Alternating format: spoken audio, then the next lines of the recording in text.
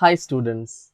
So today we'll be covering the last part of nutrition where we'll be discussing obesity, diet, glycemic index and all that is left over according to competency number 8.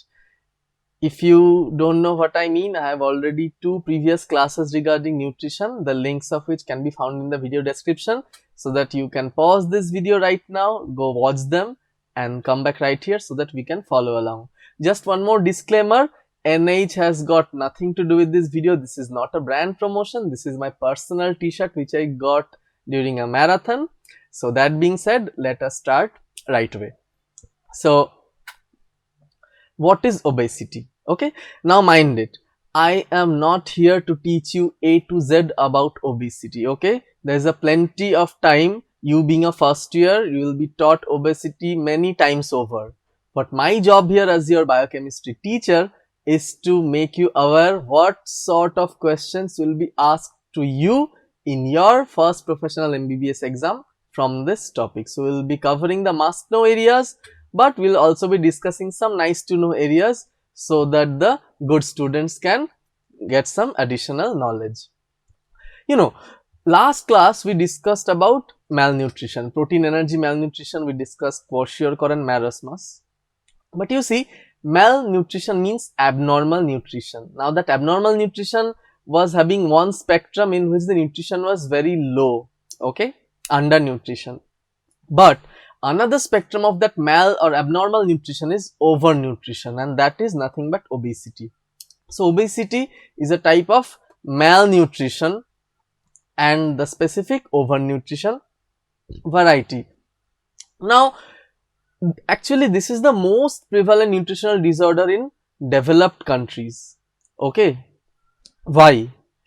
Because in developing country, people and most of the population are below poverty line and they face scarcity of food.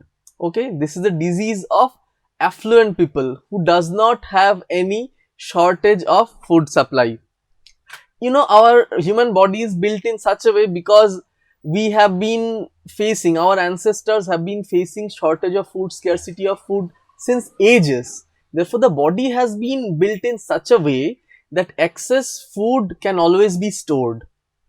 Alright, therefore, whenever excess food and energy is available, whenever we are eating more and more, that is getting stored in our body, leading to obesity. So right now in developed countries, this is the first generation in history where foodstuffs are in plenty. Okay, with the advancement of science and technology, the production rate have increased and more people are not going into agriculture. They are spending sedentary lives and all they are doing is eating and overeating. So this has emerged as one of the biggest problems of current 21st century. So by habit, people eat more and they get obese.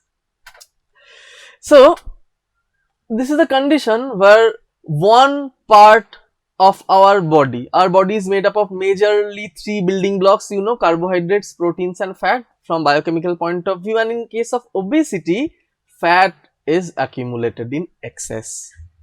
So this is due to, you know, increased energy intake and decreased energy expenditure. So our input is more than the output. Now how to know whether a person is obese or not? So one very important attribute or parameter that I discussed in last class was body mass index. Okay, I mentioned it. I told you in last class we discussed BMR, basal metabolic rate, and I told you something related to body BM is BMI, which is nothing but the ratio of, I'll tell you, it is actually weight by height square. This is the formula of BMI or body mass index. Okay, so if you can calculate, you need to equilibrate the weights. Okay, if you are measuring your weight in kgs, you need to give your height in meters.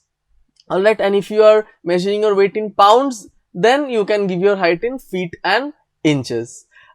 In case of India, our convention is to refer to our weight in feet and inches and our weight in kgs. So you need to equate those ratios. For example, Okay, see, this is the WHO, World Health Organization, classification of weight status, in which BMI, kg per meter square, that is height, if it's less than 18.5, the patient or the person is underweight. So what's the normal range? Normal range is 18.5 to 24.9. Very important. Must know area. What is the normal range?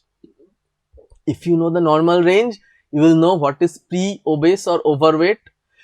So 25, you need to remember two numbers cutoff. Number one is 25. 25 is the cutoff number from which normal range turns to overweight, and from overweight to obesity is at 30. So 25.0 to 29.9 is obese, okay, and above that it's something called morbid obesity, and this is the further classification of morbid obesity, which is not a must know area for you guys, okay. For you all, the thing to know to pass is 18.5 to 24.9. Now for example, my body weight is 66 kilograms and my height is 5 feet 7 inches. So if I calculate that in meter, it's 1.7 meter. So if I divide my weight by my height square, it comes around 22.5, which is quite good. So I am lucky in that matter. So moving on, as you all know, obesity can only result as a result of ingestion of food in excess of the body's needs, okay. So you will come across many theories, some hormonal disorder, some thyroid disorder, steroid, etc. Forget everything. One thing you need to know: input more than output. So ingestion of excess food in excess of body's needs will lead to obesity. Now, so why are at all scared regarding this disorder? It's because it leads to a plethora of abnormalities in the body. So the number one risk is various metabolic diseases. You will know what are the various metabolic diseases, but number one, metabolic diseases are flared up when we are obese or when a person is becoming obese. Hyperinsulinemia, okay. So what happens in case of hyperinsulinemia? Body becomes more sensitive to insulin and it triggers all the anabolic process. It means, what I mean to say is, there is another spectrum to this one, okay, where there is insulin resistance. Don't confuse it with this one. So increased weight leads to some signal transduction abnormality that leads to excess insulin. Excess insulin is a cause of excess anabolism. So more and more deposition of fat. So this is a positive chain reaction. Next, obesity has been identified as one of the major cause of developing diabetes mellitus, that is type 2 diabetes mellitus. Along with that, as you know, if lipid are in excess, there will be abnormal lipoproteinemia. Especially what happens, the dangerous or bad cholesterol of LDL is increased and the good cholesterol, that is HDL, is decreased, okay.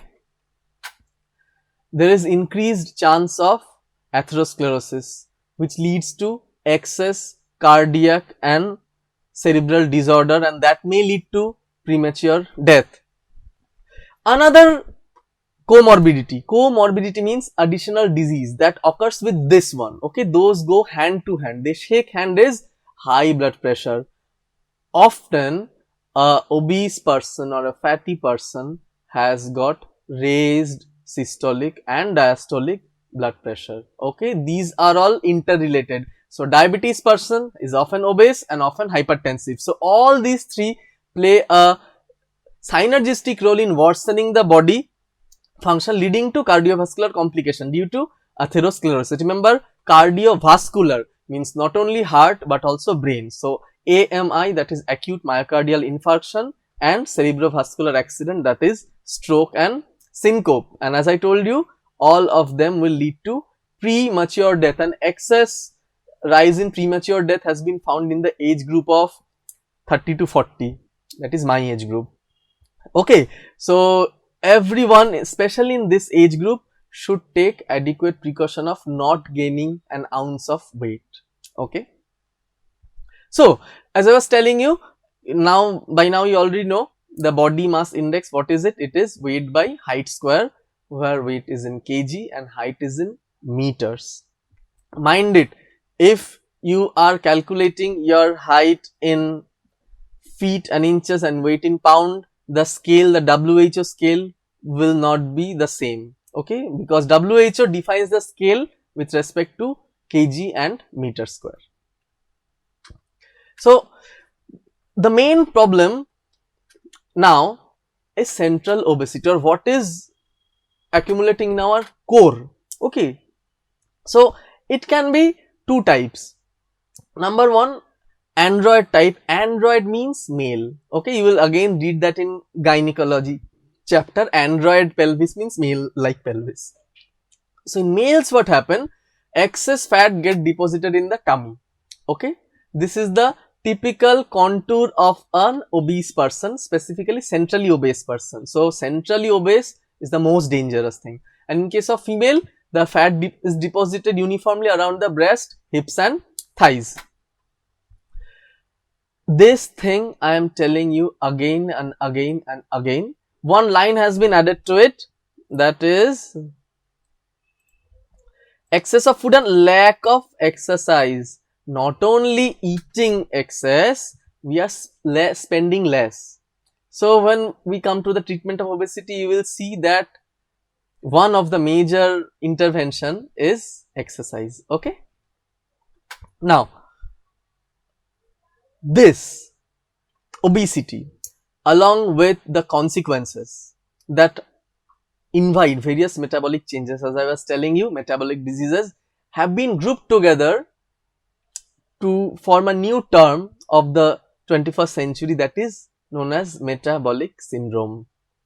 Yes, you need to know what is metabolic syndrome, what are the components of metabolic syndrome. It's important for you. I'll be discussing it soon. However, you need to know one thing, the progression from obesity, just simple plain fatty person, to metabolic dysfunction to diabetes ultimately occurs unless there is significant intervention, okay. So if a person is gaining weight and he is not controlling the thing, early intervention means early identification, more lifestyle modification, some exercises, proper dietary habit, these things if occur, a person will not progress to the disease. However, if those are not there, a person who is obese will ultimately develop diabetes, he will become diabetic, and ultimately there will be development of metabolic syndrome, which is a much worse, because as I told you, metabolic syndrome attracts one major system, that is CVS, cardiovascular system, and it results in atherosclerosis, hypertension and cardiovascular mortality, okay. So this is the long term effect of obesity and metabolic disorder. So remember, if you want to protect your heart and brain, often cholesterol lowering ads target your heart only. Yes, that because that's the most important organ due to which sudden death occurs, but brain and stroke also plays an important part. So what is metabolic syndrome? So this is the must know area. So you can take down the notes and pause this slide, or you can go through your textbook to find out what are the components of metabolic syndrome. You just need to remember, number one is glucose intolerance, okay. It means fasting plasma glucose more than 100. Now what is the exact amount of glucose in fasting, what is pre-diabetic and diabetic, that's a very important value according to American Diabetic Association, and I will be taking a class in detail regarding diabetes. But for now, you need to know single first important criteria is glucose intolerance, which is characterized by rise in plasma glucose more than 100 mg per dl. Now remember, there is a colloquial term that we and all of our relatives say, that is blood sugar. Please measure my blood sugar is high. From this day onwards, don't utter that term, okay. Of course, you already know by now, because carbohydrate chemistry has been completed, that all sugars are not glucose, there is fructose, galactose, those stuffs in blood also. But remember, the most important culprit due to which glycosylation and advanced glycosylation end products, the disease occurring agent, causing agent is glucose. So we are concerned about measuring fasting plasma glucose only, and more than 100 is a component of metabolic syndrome. The next is insulin resistance. So what is the cause of glucose intolerance? Insulin is high in body, hyperinsulinemia happens, but insulin cannot act as it should have in cellular level. So the main function of insulin is to what? It is to help in dephosphorylation of enzymes by the active principle of protein phosphatase. Phosphoprotein phosphatase. You have learnt in your metabolism lessons that all anabolic enzymes are active in dephosphorylated form, and that is triggered by insulin. So that thing is totally hampered in case of metabolic syndrome. You know, central obesity or abdominal obesity, in which the waist circumference is more than 90 centimeter in male or 80 centimeter in female. Dyslipidemia. Dyslipidemia means abnormal, okay, and hypertriglyceridemia. So TG is high and lipoproteins are abnormal. We will not say hypolipidemia because all lipoproteins are not lowered, or we will not say hyperlipidemia because all lipoproteins are not raised. As you saw, HDL is lowered and LDL is raised. So that is the most dangerous thing that can happen to a heart, okay. So at your level you should know dyslipidemia and hypertriglyceridemia means rise in LDL, lowering of HDL, rise in cholesterol, rise in triglycerides. So these are the features of metabolic syndrome. And last but not the least, hypertension. You can, so more than 130 millimeter of mercury. There are textbook in which the definition of hypertension is 140 by 90 millimeter of mercury. You can stick to any one textbook of your choice, but remember, during exam, if examiner asks you why you are telling this value, you should be able to cite or refer the exact book where you found, okay. So let us see once again: glucose intolerance, insulin resistance, central obesity, dyslipidemia and hypertriglyceridemia, and hypertension. So all of these are referred to as metabolic syndrome.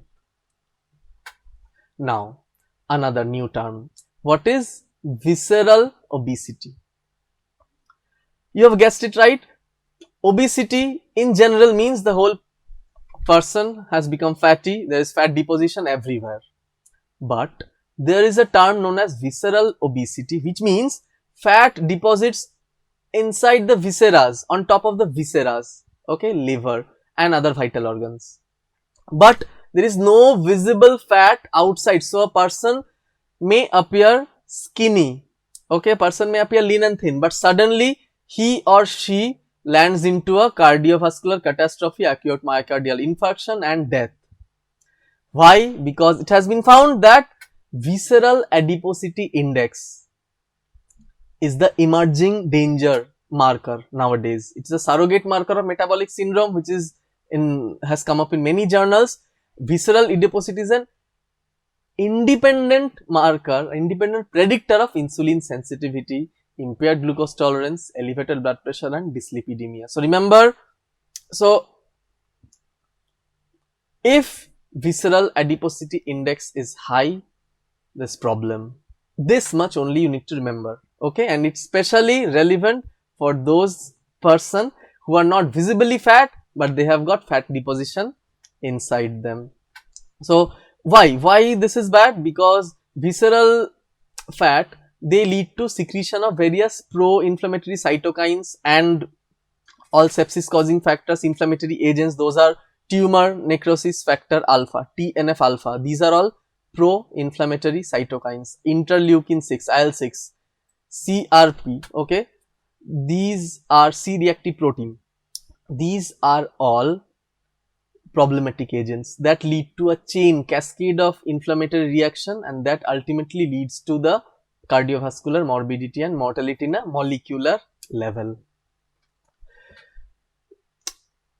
Also, what visceral obesity does, they lead to production of a less production of a hormone known as adiponectin.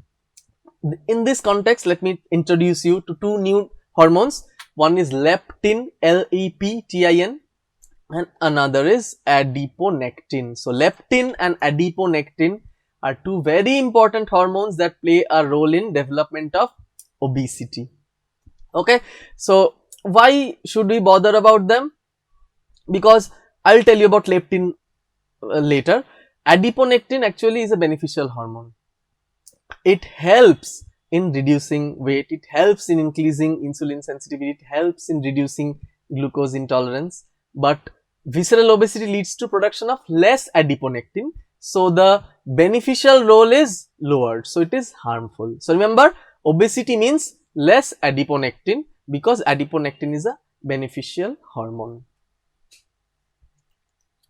Next comes leptin. So leptin is another hormone. It is secreted by adipocyte. So mainly they are produced by white adipose tissue. You know, in your class of electron transport chain and biological oxidation, you already know about brown adipose tissue. Okay, those are helping in non-shivering thermogenesis in infant by acting as a uncoupler by the help of thermogenin. Not that one. So it's produced by white adipose tissue. It functions as a satiety signal. Satiety means filling up of stomach, completion of hunger. The opposite of hunger means satiety. So our stomach is full, that means satiety. So leptin high means one will always have the function or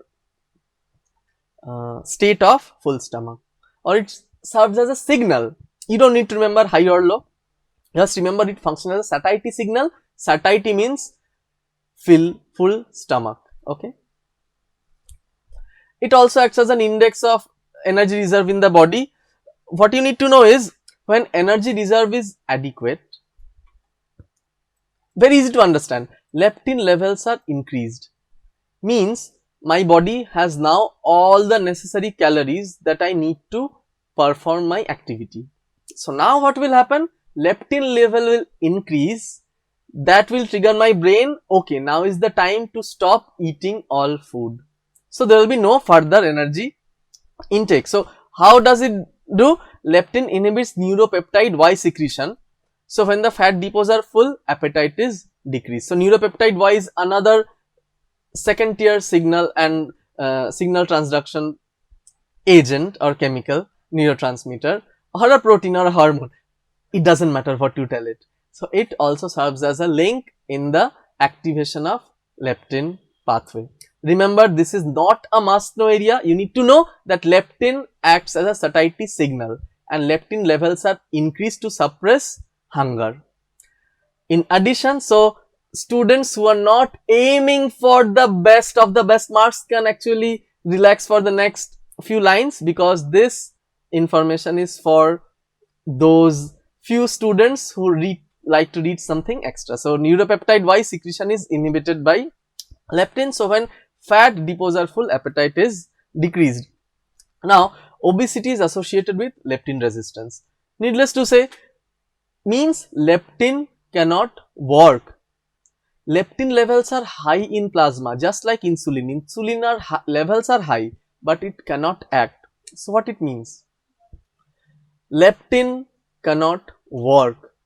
It means leptin will not signal the brain to stop eating. So even if our body has got all the energies, just because satiety center is not activated, hunger center will be active and the person will continue to take food over and over again, leading to obesity.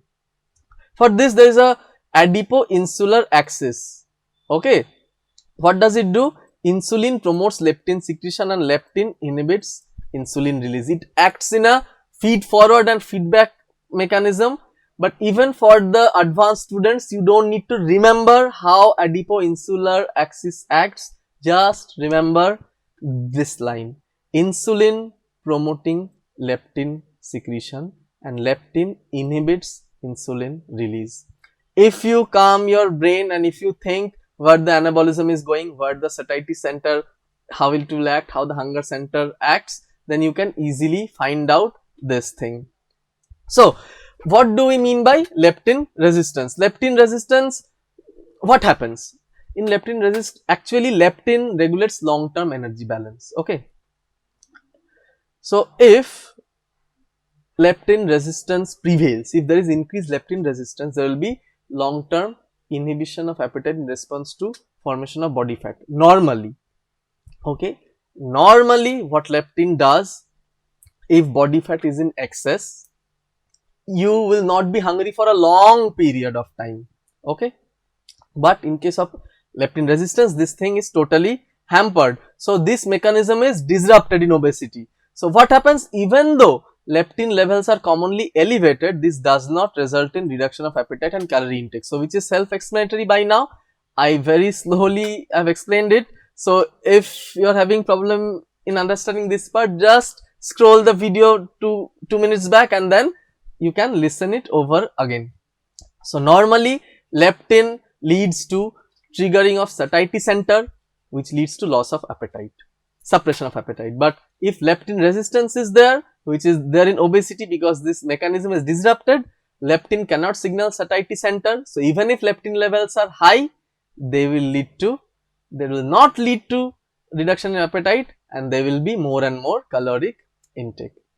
So what are the regulators of appetite? As a must know area, you only need to remember the names, okay, but as a nice to know part, you need to remember the mechanisms also. So who controls the thing? That's hypothalamus. Hypothalamus is the key player that has got that's pulling the strings on both hunger and satiety center. So there are multiple factors. If you have studied gastric acid secretion, you know there is a cephalic phase. There are many phases, okay, how appetite is triggered. So there are multiple factors in appetite, as you know. So psychologic, genetic, neural and hormonal factors. So all these are controlled by hypothalamus. So chemical agents like neuropeptide Y, polypeptide YY, insulin and glucocorticoids. So these are the hormones or polypeptide that actually controls appetite. So and what are the appetite decreasing factors? So these are the appetite increasing factors, okay. So if ghrelin is increased, person will be severely hungry. You know what happens, you see there are Bollywood celebrities. I'll give a specific example. Amir Khan, he worked very hard in the movie Dangal. He worked hard to gain weight and he worked hard to lose weight, okay. So he gained weight first. So what did he do? His diet, his nutritionist included these synthetic peptides in his diet to increase his appetite. So neuropeptide Y, ghrelin, polypeptide YY, these things, insulin injection, those were given so that he could feed voraciously and increase his abdominal obesity. You know how he looked like.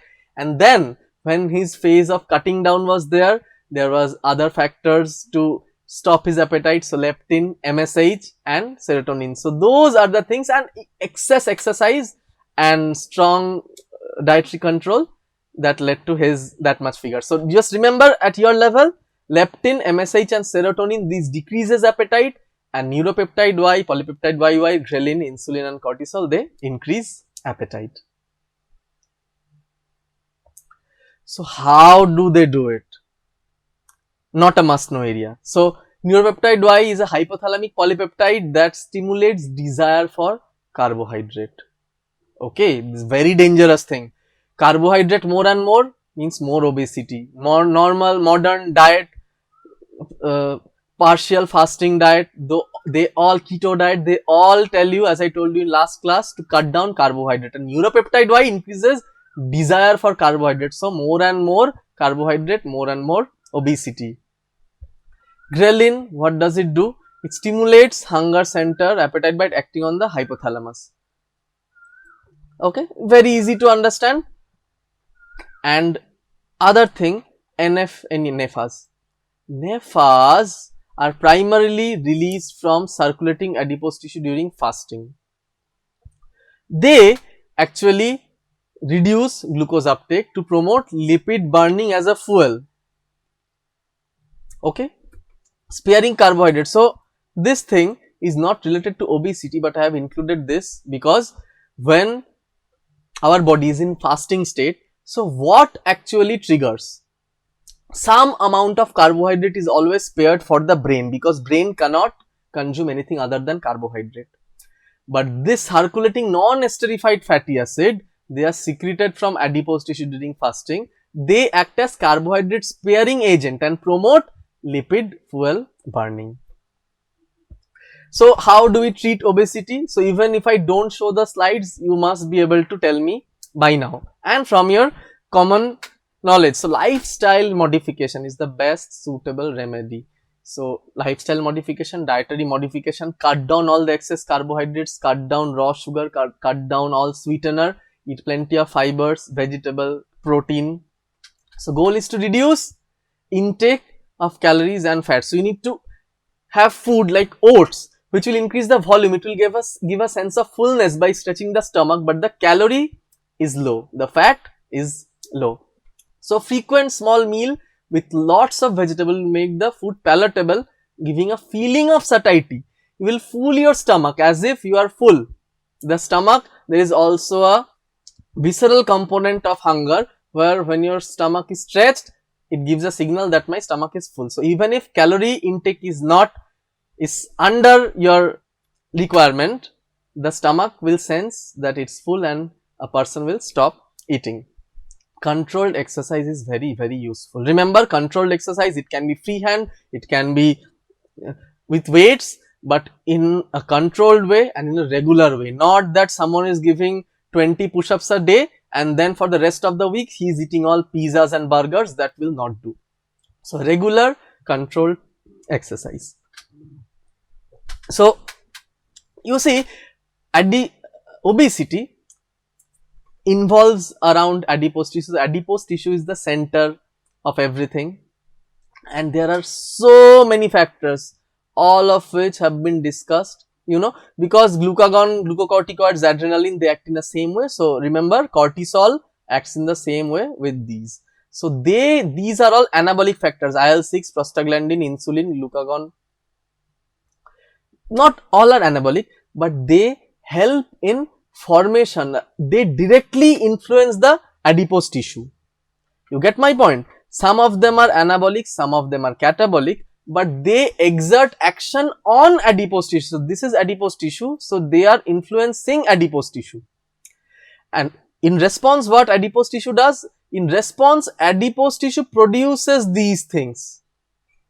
So these are secreted from adipose tissue. Now you can see few components like IL-6 is again acting on adipose tissue. So this forms a complete loop. Prostaglandins, they are secreted from adipose tissue and they again act on adipose tissue.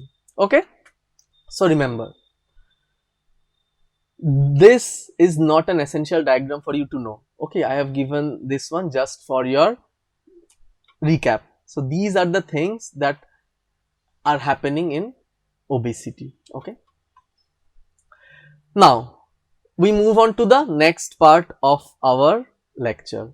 So I wanted to complete this lecture, and so I have not split this lecture into 2 or 3 lectures. So now is a very good time so that you can pause this video, you can go back to whatever you are doing, and then you can come back and again resume with the lecture. But I'll complete this in one go, so if you have the energy, you can follow along. So the next part is not a mandatory thing for you to by heart, okay, but you should know what are the steps of prescription of diet. Just this one. The first step is calculation of calorie requirement. So depending on whom you are prescribing the diet, you should first calculate the calorie requirement. In the next step, what is proximate principles? The major principles of diet: fat, carbohydrate and protein. You should calculate, okay, how much calorie can be given from them. The next part is general composition of food. So now we are looking at the crude fiber, the dietary fiber, what are the simple lipids, what are the easily digestible fat, etc. Plant fat, animal fat, we need to divide them. In the next step, we determine the items of food. Alright, so what are the food items in our real world scenario that we can, so we will not tell a patient that go and have crude fat or go and have dietary fiber. We actually need to tell him that, okay, for fat you need some avocado, okay, for fat you need this vegetable, okay, for dietary fiber, like that. So you need to determine the items of food. And in the last step, when you have sorted the whole thing, you should divide it into 3 meals per day, judiciously placing the ingredients, so that not that you will give all delicious meals at the breakfast and you are eating only leaves and vegetables at night. Not that, you need to mix and match so that all 3 are in perfect divided doses. So next is an example. Okay, this is not essential for you to remember, just see this as an example. So for example, if I need a energy and specific dynamic activity, if you don't know what it is, you didn't pay attention to my first class. So go back, just know what is SD and then come back. So if it is 2000 kilocalorie, remember all human or all animal energy calculations are done in kilocalorie. So if energy requires 2000 kilocalorie, proteins, the proximate principle, these things are required as per diet. So what we need to do as a second step, that is proximate principles, these are the major calculation that we need to do first. Okay, suppose this is my dietary requirement, we need calcium and iron, suppose in a pregnant mother.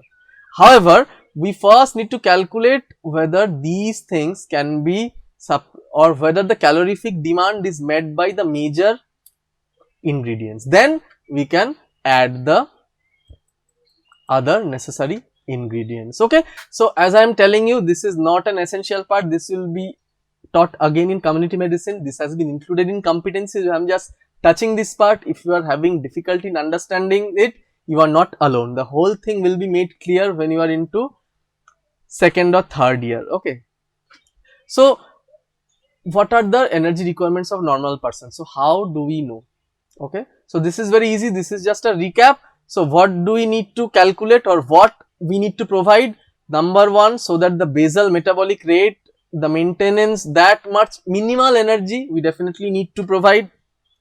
Then we need to calculate the SDA and the thermogenic effect of food. So example, swimming has got the highest SDA, so if you are giving a post workout diet, your diet should contain that much extra calories.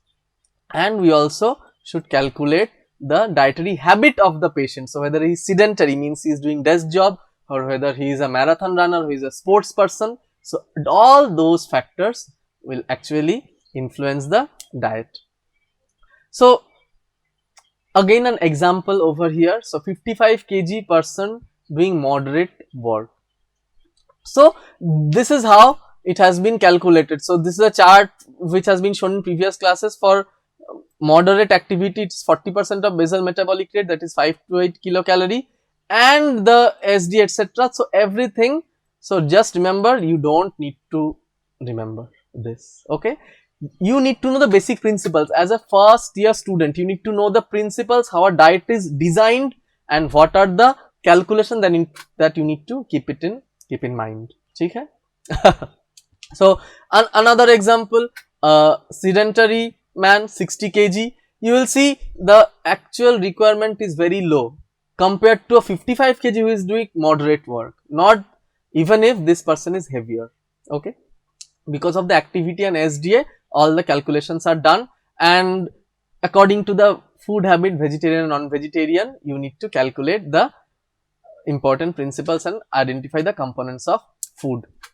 So over here there is an exhaustive list. So just by seeing this whole slide, it makes me go nuts, but just give 5 minutes, take a deep breath and see that you already know these points. Okay, why? Because the number one, the diet should be balanced and well planned, containing all the nutrients. Of course, it should be simple and locally available and palatable. You cannot prescribe, suppose you read in your textbook that a fruit named dragon fruit has got a very high lipid index. You cannot just simply prescribe that in your outdoor to a patient who lives in a village. Okay, so you need to be logical and simple and provide some ingredients which are locally available. Needless to say, it should contain essential amino acid, inadequate content and cereal pulse mixture, because of the complementary nature of the amino acids and limiting proteins that I already told you in my previous classes. Calorie intake should be correct and should balance energy expenditure. You should calculate how much energy is being spent by the individual, and according to that you need to prescribe calories. However, you need to keep in mind two ingredients: that adequate quantity of calcium and iron are obtained from diet. Why? I told you, when designing a diet, calcium and iron are very important, because one is helping in bone formation and another is helping in our blood and oxygen carrying. So not only protein, carbohydrate and fat, these two ingredients should always be taken care of. Okay. Now, you know, ingestion of milk or vitamin C, especially in Indian diet, can hamper absorption of iron, calcium, etc. So you need to space them in such a way, and you need to mix all the foods in such a way so there is no hamper in absorption. So in Indian diet, this thing has to be remembered, and should have variety and should not differ much from the habitual diet of a person. So whatever he was eating, you need to tweak those amounts and provide them. Not that someone is eating rice and dal and now you are prescribing jowar, bajra and ragi. I'm just giving a lame example, but don't do that. You need to prescribe something which is locally available, as I told you, and should not vary much from the habitual diet of the person. And lastly, but most important, it should provide adequate roughage, that is dietary fiber, to increase the volume of stool, to increase absorption, to hamper, to facilitate bile acid formation, to prevent reabsorption of cholesterol and to prevent colonic cancer. So remember the importance of dietary fiber that I told in my first nutrition class. Now we come to the last part of our discussion, that is about glycemic index. So what is glycemic index? This is something known as a glucose tolerance curve. So what we have done, we have given a person 50 mg, 50 milligram of glucose. Okay, suppose we take 50 mg of glucose and we measure the blood glucose at every hourly interval. So immediately after taking blood glucose, the blood glucose level will go up, and then insulin will start acting and it will lower the blood glucose, and then blood glucose level will go down. So this is a typical glucose tolerance curve. Okay, so the reference meal, you see the red line is the one. Reference meal means 50 mg of glucose, and if for an adult patient, if it is done for a pediatric patient or a child, there is a specific calculation of glucose per kg body weight, which you don't need to know that right now, will be taught later while I am teaching you GTT, that is glucose tolerance test. So now you see, after giving 50 mg of glucose, the blood glucose has gone up to approximately 160 at the end of first hour, 175 at the end of 1.5 hour, and then it has come down to 150 at the end of third hour, and it is going down. Okay. Now what is the test meal? Test meal is the meal with which you are comparing with the standard meal. Standard meal is 50 mg of glucose. Now we know that when we inhale or ingest 50 mg of glucose, glucose level will go high and will come down at a certain level.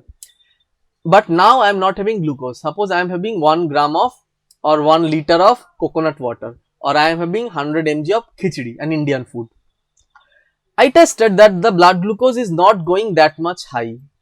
So every meal behaves in a different way compared to the standard meal, and that ratio is known as glycemic index.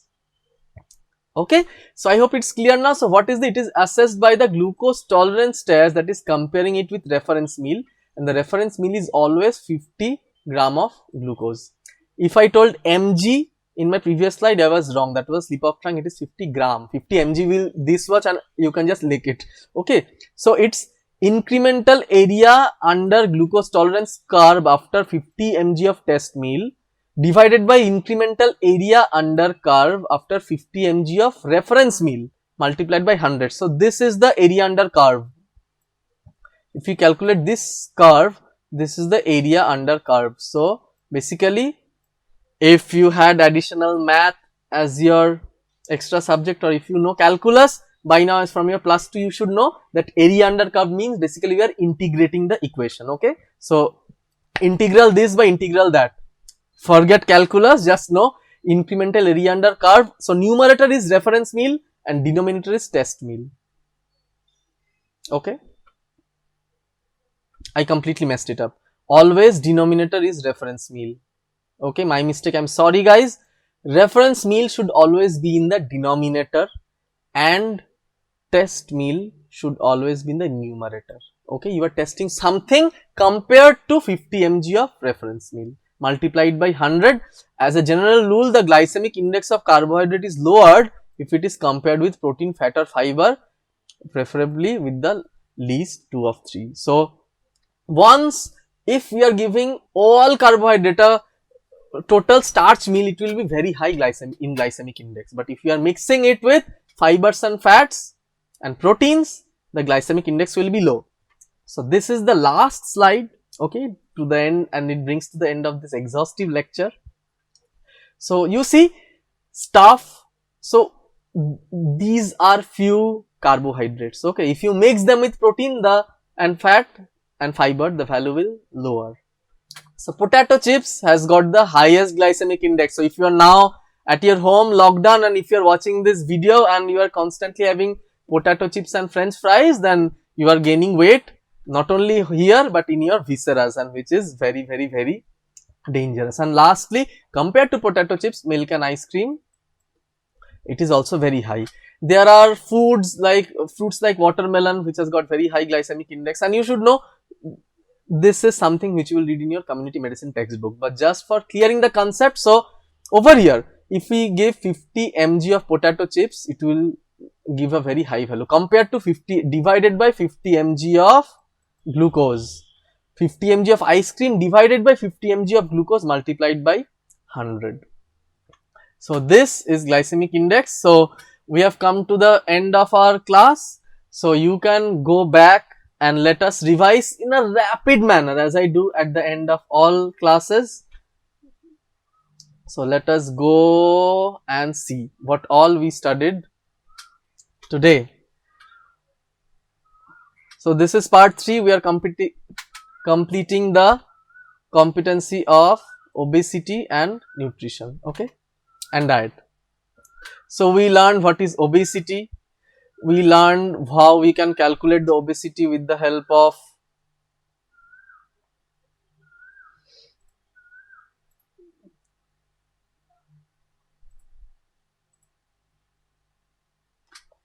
BMI chart. Okay, one thing.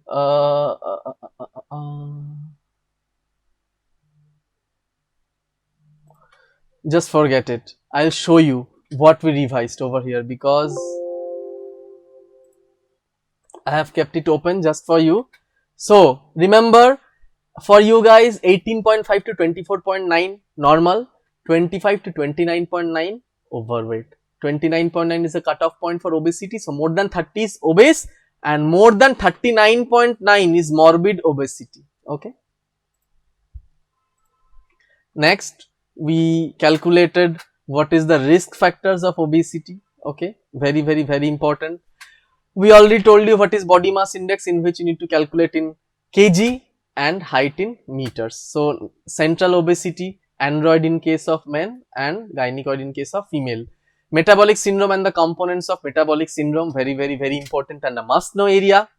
Visceral adiposity and visceral adiposity index, VAI, is a new term which is a independent marker of predictor of all the bad things of obesity. I told you adiponectin and leptin both are beneficial hormones, but their actions are completely disrupted in obesity, and these are the regulator of appetite. So who increase appetite? These guys, and they decrease appetite, and leptin is one of them. How do they act? Not a must know area. During starvation, non-esterified fatty acid play a major role. How we treat obesity? Very important. Lifestyle modification, exercise, okay, and diet changes. This is how and adipose tissue plays a complex role in development of obesity. Over here you already know IL means interleukin, TGF means transforming growth factor, and TNF means tumor necrosis factor or tissue necrosis factor. Okay. Next we came to diet. So these are the prescription diet principles. You need to know the 5 steps, and then I showed you example how you can calculate, and these are the energy requirements that you already know from the first class. I showed you many more examples, one in case of sedentary but doing, one in case of 55 kg doing moderate work, and another doing nothing, I mean sedentary work, and 60 kg. Then I told you important factors of prescribing a diet which you already know, and then we discussed what is glucose tolerance and then glycemic index, and this is the glycemic index chart. So mind it guys, code of the day. If you are seeing this video till now, you need to type leptin, Leptin, leptin in the comment section. I will know that you have watched this video till now. Very important video. Feel free to get back to me with any queries in the WhatsApp group, and I will see you in the next one. Till then, bye and take care.